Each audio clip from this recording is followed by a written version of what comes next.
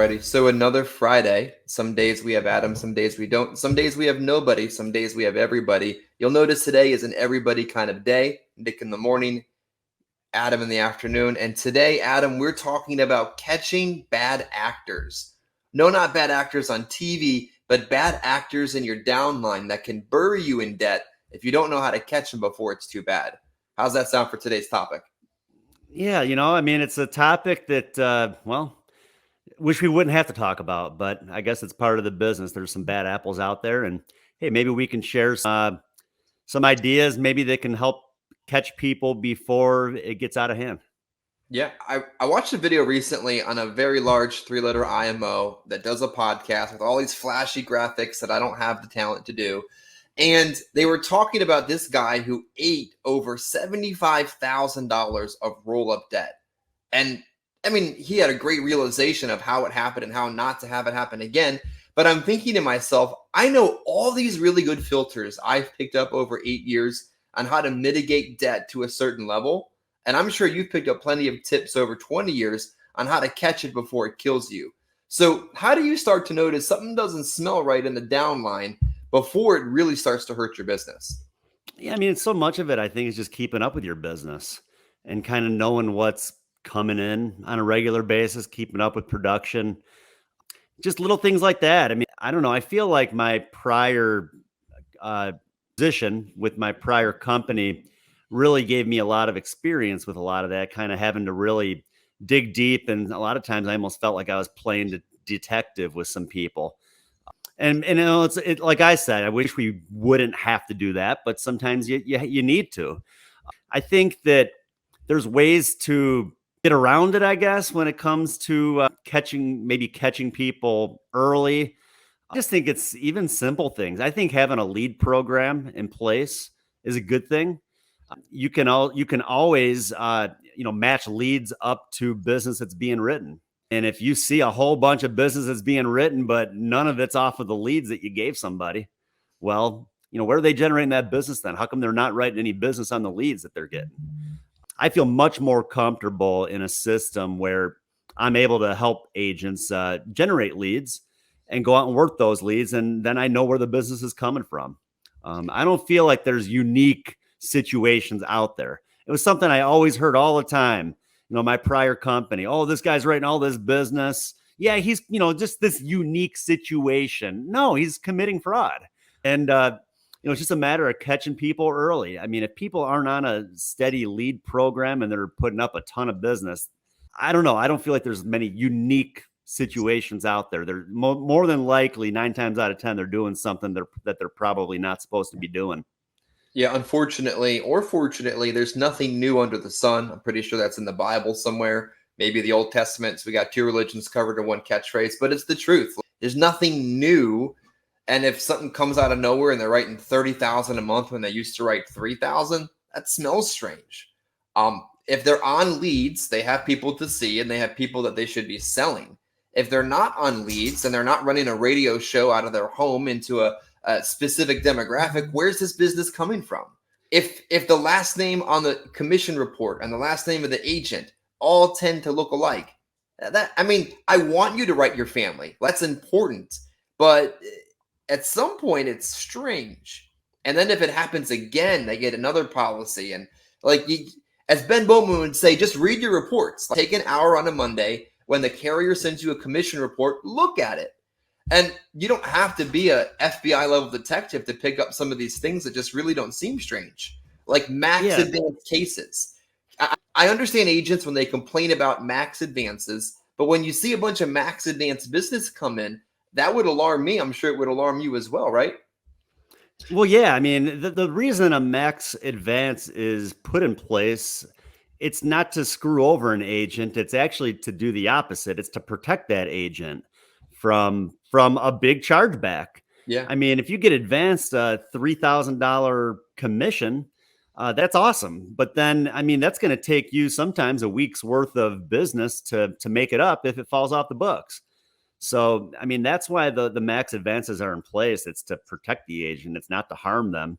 I think one thing too with a lot of this is communication. Communication is so important. And what I found a lot of times, if people are doing stuff that they're not supposed to be doing, sometimes they're difficult to get a hold of. That's Um, because I yeah, you literally might. just wrote no communication on my notes. Yeah, yeah. Sometimes you have a hell of a time trying to get a hold of people, and I had a situation like that. My prior company, the guy, he wrote about, I don't know, maybe 25,000 in business in maybe 2 to 3 weeks. And I kept trying to get a hold of the guy and I couldn't get a hold of him, couldn't get a hold of him. Business kept coming in, still wasn't returning my phone calls. So I ended up requesting and I put him on as earned. And you'll never believe it, but the next time I called him, he answered. But from there, I think he knew that I was on to him and he quit writing business. Good, So good. yeah, that's it. I mean, I had a situation yesterday, kind of same thing. We caught somebody doing things that they weren't supposed to be doing, and it's kind of like once it comes to light, well, then they know, okay, well, I can't do it anymore. I'll go on to my next company to screw over. But you know, I'll tell you a quick story because I want you to unpack that one for the audience as well. Um, People think carriers don't check. They don't think that DocuSign, HelloSign, Your Sign, whatever they call it this year, doesn't geocode where the flip you are when you're doing it. It's saying that stuff because it knows where you are. They think that they don't have safeguards in place that say red flag business that comes in after 11 o'clock Eastern because who's writing business in the middle of the night? They have these kind of safeguards in these algorithms to be able to tell them something doesn't seem right. And even if they don't, they still check. I'm sure he wouldn't mind the shout out, but one of the VPs at American Amicable, Pete Mejia, once sends me this lengthy email. I was CC'd on it. I wasn't that special, but it was a termination of an agent, and they had screenshotted all of these signatures of the same human being that didn't look the same. They look at this stuff like they yeah. are smarter than us and they've seen it before. There's nothing new under the sun. And the carriers do look for fraud on a regular basis. They have to protect themselves. Like I said, I'm a prior company. I almost felt like I was a detective. You try to build good relationships with people and you want the trust to be there. But, every once in a while, I've always said, if you have a bad feeling about something, you're usually probably right. And if something doesn't feel right, you just kind of have to go with it. And that's where, I would always kind of go back and research and I would look at apps. We had a guy last January, a lot of these guys too, they're real smooth talkers, they're the nicest people in the world. They act like they'd never do anything to screw anybody over. And, I kind of have to look past that. That's what I was doing. I was going back, I was looking at applications, I was looking at signatures, just very little things like that, addresses that weren't accurate. And the only thing in the back of my mind, I'm always wondering, where the heck do they get these people's information? This business that they just already wrote at some point, and now they're just trying to write it again or what? But yeah, I mean, I had a situation, even actually his downline manager, like I said, this was like January of last year. His upline manager, under me, he's like, man, this guy, he's a good guy. He's writing a bunch of business. Give him another shot and this and that. I don't trust the guy. I know he's not doing stuff right. He's not going to fess up to it. And at the end of the day, I was right. I mean, caught the guy, and his upline was actually more appreciative in the end than anything that I got a hold of it before it got too far out of hand. So, like I said, it's a shame that we have to kind of do these sort of things in our business. And yeah, same thing. Shout out to American Amicable. This case yesterday, Jay over at American Amicable was one who got a hold of me about it. And then me and one of my downline guys started looking into it a little bit. We did some research. We were going through some of the applications and we were like, yeah, he's right. This guy definitely is committing fraud. So we caught it before it got too far out of hand. Maybe there might have been maybe 15 or 20 apps that it could affect, which is still a hefty amount of premium. But I mean, I've seen people get hit 80,000, 100,000 in debt over a scandalous agent. So if I could keep it at 15 to 20,000, I mean, it still hurts, but it doesn't hurt nearly as much as like a 6-figure roll up. I think the bigger you are, the bigger it can come and the harder it is to manage. And then at that point, you hire people to check that crap. But I've been able to mitigate most roll-ups to that $15,000-ish level anyway, by having basic filters. And I jokingly think to myself, and I've said it to Waylon, and I probably said it to you, if these people would put the same amount of effort into actually selling insurance as they are committing fraud, they would be just as successful. They're putting so much effort into effing around. They should just do the job properly, and this would never be an issue. It's funny. I was texting Jay last night, and I said the exact same thing. I said, imagine if this guy was actually just going out there and hitting hard and doing it the right way. The type of effort he's putting into figuring out a way to cheat the system could probably end up being a pretty good agent. But, and I think the problem too, well, I think a lot of it too, maybe it comes down to money management with a lot of these guys. And if they're not good at managing their money, it could get to the point where they get into like survival mode and they're doing whatever they can to survive, to make money. And sometimes it could get to the point where they don't care who they got to screw. So I think that that's something too. People need to understand that this is a business and they got to learn how to manage it. They got to know that you got to set money aside for taxes, for leads, and things like that, and just be responsible with your money. Absolutely. Now, you said something to me, and I completely agree, is the idea that communication, like you can't get a hold of them if they're on the radar and then they're gone. They ghosted you like a bad Tinder date. Something doesn't smell right. Like something is wrong at that point. But there are agents, ironically, agents that have rolled debt that used to say things like to me, but I'm independent. Independent just means you can sell multiple carriers. I'm 1099. I can come and go as I please. And while that is true to a sense, you're also on an advance, an unlimited credit card that I'm first in line for when it blows up. So where do you feel like that boundary is between good communication, over management, and agents that think to themselves they can run shot on the whole thing and not have to talk to you about it the whole time? Well, I don't know. Again, if I'm involved, if I have agents that are under me, there's got to be communication there.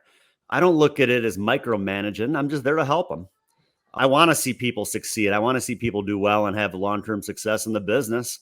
But honestly, I mean, usually the communication comes from the other side. Agents that want to succeed and are doing well are those that are usually reaching back out to me. But again, the red flags are when maybe there's an agent like that the communication was really good, and then just out of nowhere, you just barely hear from them anymore. And again, it's like anything else, any relationship. You could be dating somebody and everything goes well, and all of a sudden the communication just kind of changes. Something could be up. More than likely, probably is. Yeah. You just kind of have to go with your gut with a lot of this stuff. It's true. What other filters besides communication, reading your reports, having a good sense of what doesn't smell right? What other filters could a manager apply to their business to make sure they mitigate debt before it gets too big?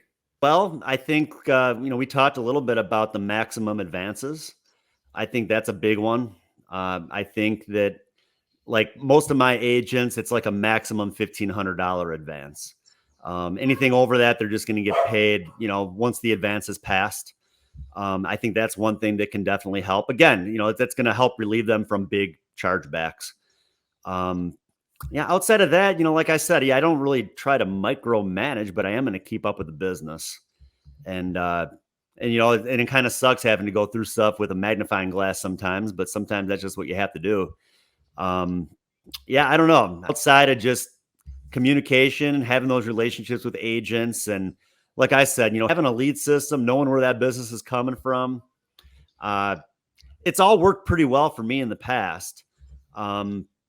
Where usually I'm able to catch it pretty quickly.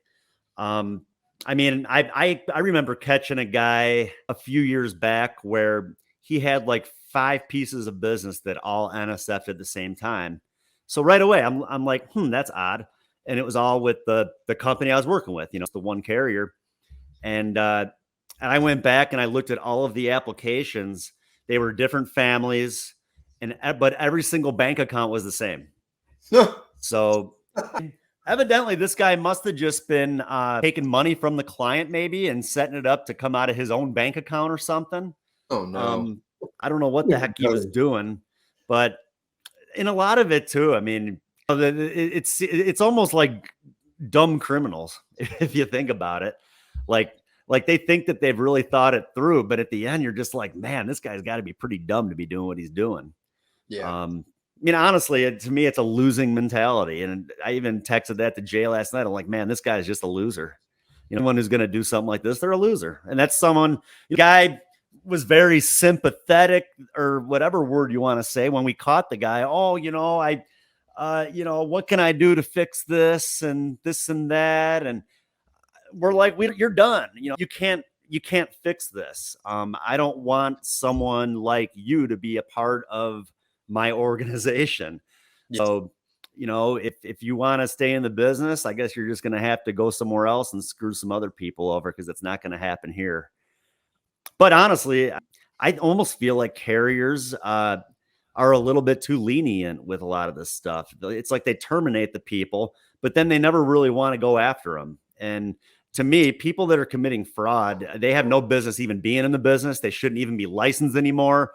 They should be done. I mean, and they should be in jail because they're committing fraud. Is that we're the next line of fire to protect them, and we have to protect ourselves. Like, the carriers have so many layers between John Doe committing fraud, you, me, the FMO, the LMNOP, the QRST, all those people are protecting them from that happening. So we have to protect ourselves from that taking place.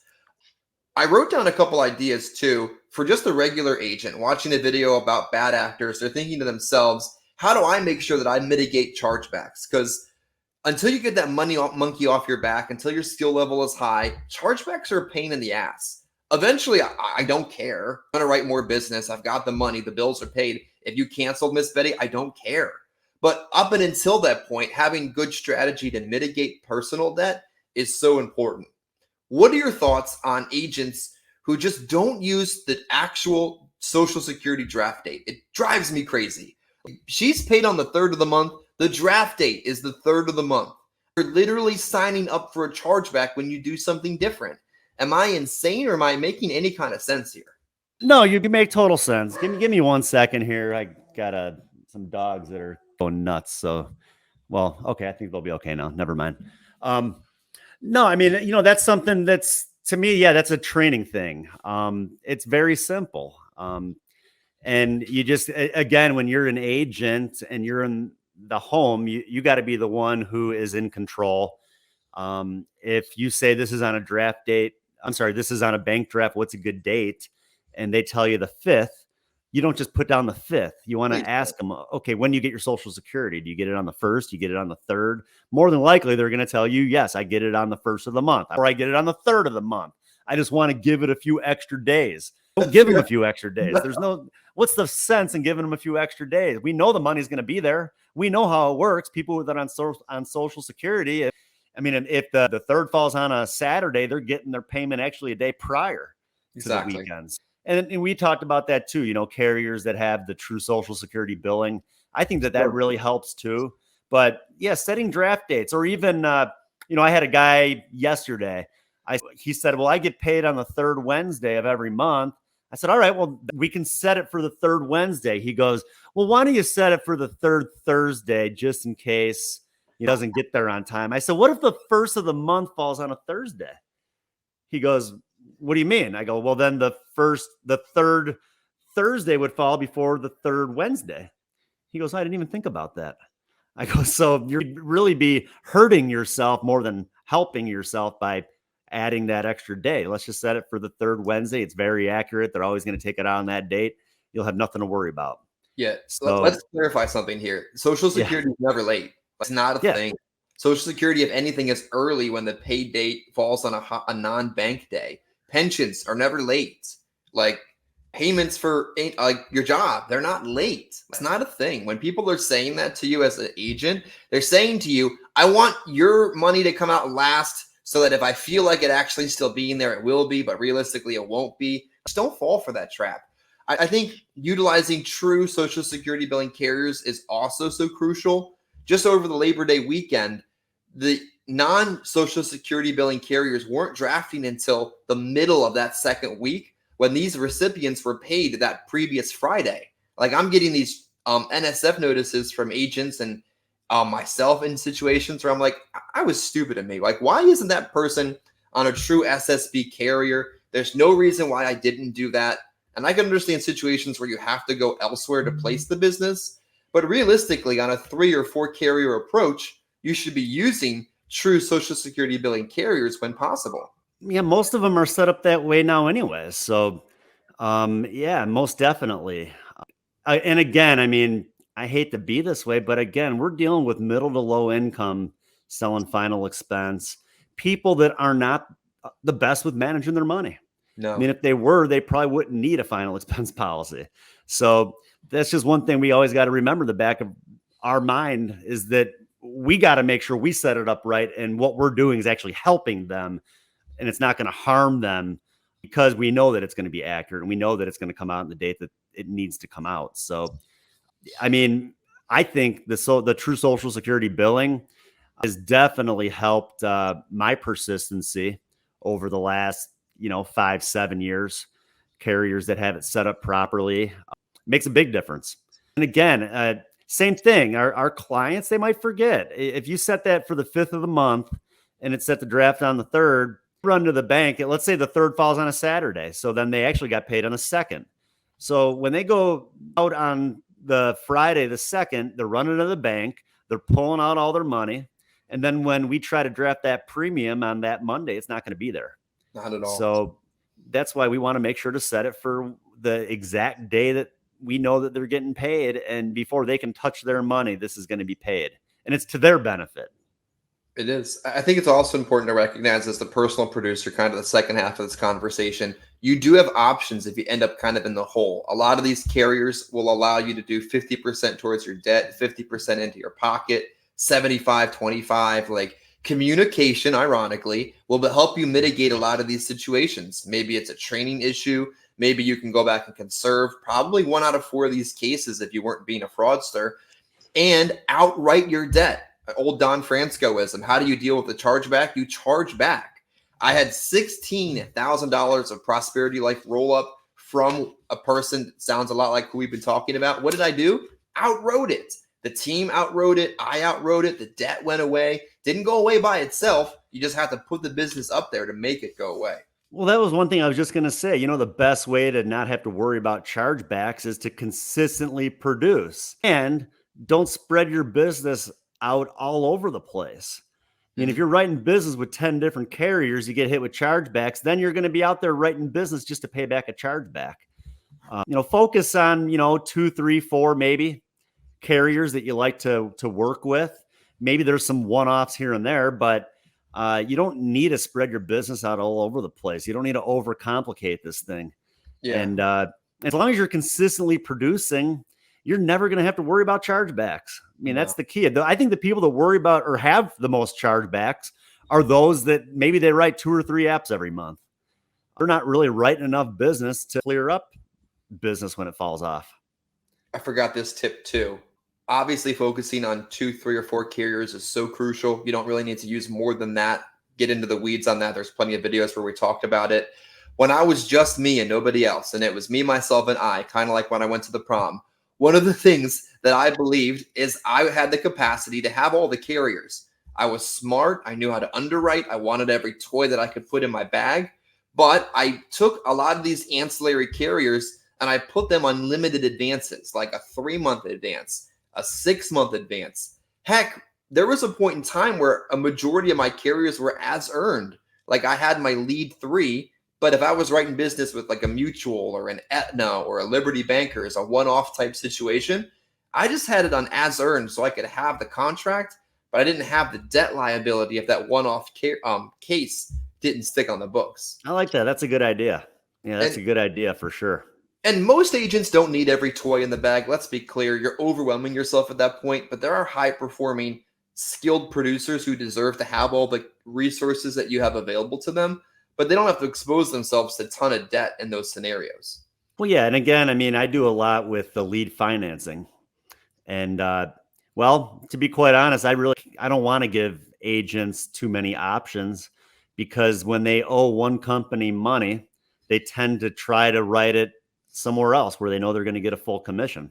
Yeah. So I think a good way to combat that is to, the carriers, the primary carrier where they have the finance. And of course we got to have them on in advance, but then the others, maybe, kind of like what you said, maybe lower those advances, maybe like some 6 months or 3-month advances, things that just don't make it so I don't know, where attractive, I guess, to write the business elsewhere when you owe another company money.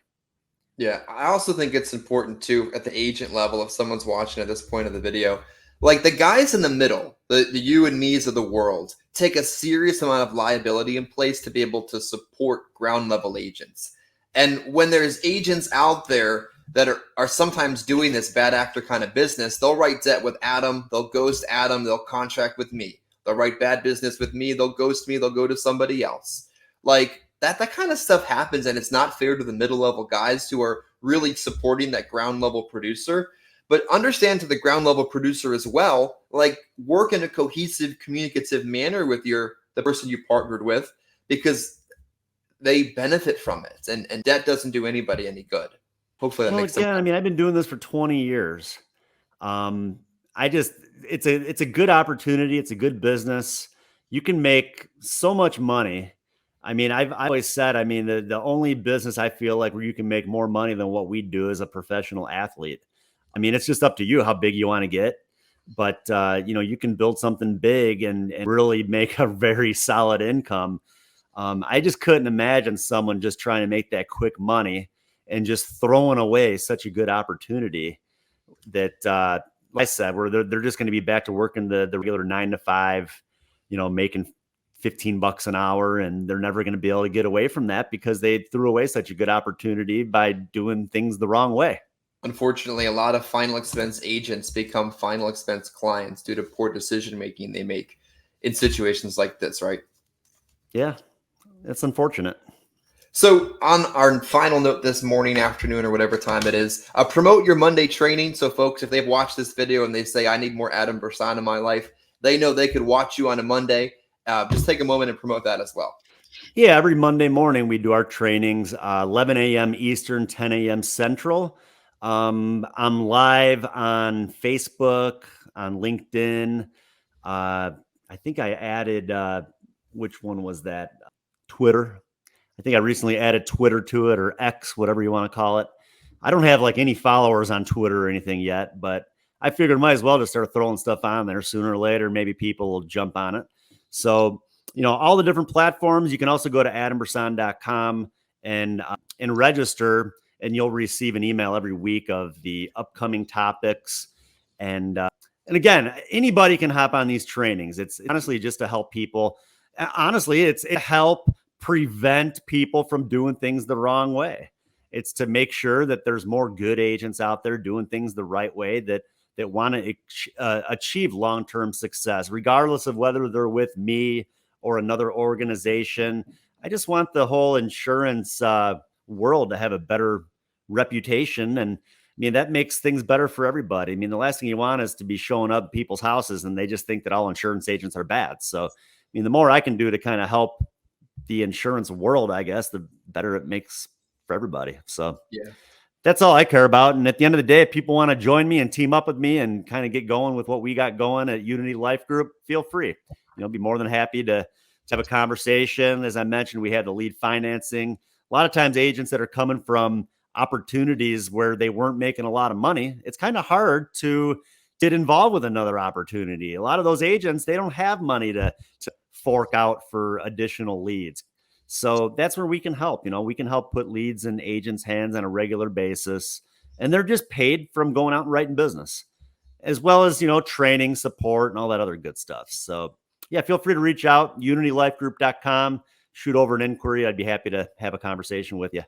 Absolutely. And the cool part about what you do every Monday at 11 a.m. Eastern, 10 Central, is that it's good information. There's so much bad BS, inaccurate final expense information in Facebook world that it pisses me off. Like I'll watch a video and I'll say, that's just wrong. Like that's incorrect. Don't watch this. But what you say, I can say without a shadow of a doubt is accurate, useful information on a regular basis. Adam, Well, thanks for appreciate being it. here today.